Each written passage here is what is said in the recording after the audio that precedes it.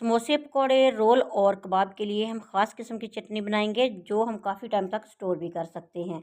और किस तरीके से ये चटनी बनाएंगे कि ये काफ़ी टाइम निकाल जाए, ख़राब ना हो, तो मेरे साथ ही रहिएगा। अस्सलाम वालेकुम व्यूअर्स, मैं हूँ साइदा राशिद। तो हमने आधा किलो खुबानी लेनी है। इसको हमने अच्छे तरीके से 2-3 पानी धो के रात भर के लिए भिगो के रख देना है। ये रात भर भीगी रहेगी ना तो काफ़ी सारी फूल जाएगी। ये देखें आपके सामने है, ये काफ़ी फूल चुकी है। और इसको हमने इसी तरह कच्चा ब्लेंड करना है, बाद में पकाएंगे। तो ब्लेंडर वाले जग में इसको डाल के फाइन ब्लेंड करेंगे, अच्छे तरीके से इसको ना ब्लेंड कर लेना है। तो इसके बाद हम इसको पका के इसकी चटनी बनाएंगे। इसकी ऐसी चटनी तैयार करेंगे कि घर वाले वाह वाह कर उठेंगे। और माह रमज़ान शरीफ में अफ्तारी के टाइम ये वाली चटनी जो है ना समोसे पकोड़े के लिए बहुत ही अहम बन जाएगी। इसके बगैर आप अफ्तारी भी नहीं करेंगे क्योंकि ये इतनी मज़े की और इतनी ही मीठी और खट्टी सी होगी। तो अच्छे तरीके से खुबानी को ब्लेंड करेंगे। फिर हमने इसको कढ़ाई में डाल लेना है और अब हमने चूल्हे पे रखना है इसको पकने के लिए।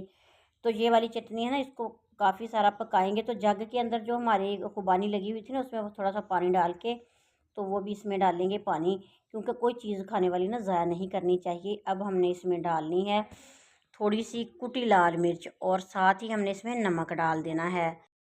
साबुत ज़ीरा इसमें डालेंगे 1 चम्मच के बराबर और आधा चम्मच इसमें डालेंगे काली मिर्च का पाउडर। और अच्छे तरीके से ना इसको पकाना शुरू कर देंगे। इसमें चीनी आप अपने टेस्ट के हिसाब से कम ज़्यादा कर सकते हैं।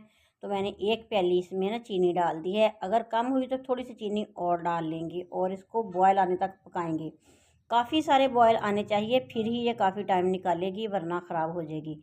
तो अच्छे तरीके से पका लेंगे। ये आहिस्ता आहिस्ता ना गाढ़ा होना शुरू हो जाएगा। इसका जो ये पलप है ना, ये खुबानी का, ये काफ़ी गाढ़ा हो जाएगा और इसके ऊपर जो पानी पानी था वो भी ख़त्म हो जाएगा, झाग भी ख़त्म हो जाएगी ना, फिर आपको पता चल जाएगा ये काफ़ी गाढ़ी हो चुकी है।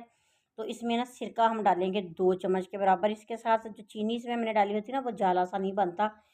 बस 2 बॉयल आ जाएंगे ना तो बाद में हमने इसको उतार लेना है। सिरका डालने के बाद थोड़ा सा ही पकाएंगे और इसको डिश आउट कर लेंगे। चटनी को खुली हवा में रख दें, खूब ठंडा करें और बॉटल वगैरह में भर के तो आप फ्रिज में रख सकते हैं। फ्रीज़र में रखने की ज़रूरत नहीं है, ये काफ़ी टाइम तक इसी तरह स्टोर हो सकती है। वीडियो अच्छी लगे तो प्यारा सा कमेंट भी कीजिएगा और अपने फैमिली मेम्बर और फ्रेंड तक इस रेसिपी को शेयर भी कीजिएगा। नेक दुआ नेक तमन्नाओं के साथ। अल्लाह हाफिज़।